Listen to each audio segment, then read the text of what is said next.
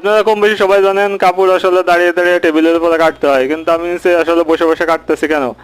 কারণ আমাদের ছোটো কারখানার জন্য এখানে এভাবেই কাটতে হয়।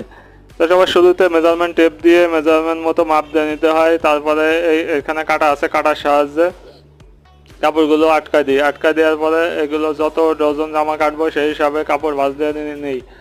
ভাঁজ দেওয়ার পরে তারপর মেজারমেন্ট মতো আবার দাগ দিয়ে নিতে হয়, তারপরে ফর্মা বা পেটন দিয়ে আবার দাগ দিয়ে নিতে হয় সুন্দর মতো। দাগ দেওয়ার পরে আসলে কাটা কাজ শুরু হয়। এরপরে যে মেজারমেন্ট মতো দাগ দিয়ে নিছি সেই মেজারমেন্ট মতো আবার কেটে নিই। কাটার পরে এগুলো সুন্দর করে বাঁধা রাখতে হবে, এগুলো সেলাইয়ের জন্য যাবে।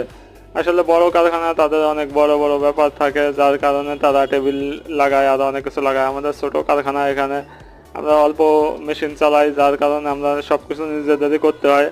এজন্য এখন আমি এটা কাটিং করতেছি, আবার একটু পরে অন্য কাজে যাব, যার কারণে এখানে ওইভাবে টেবিল লাগানো পসিবল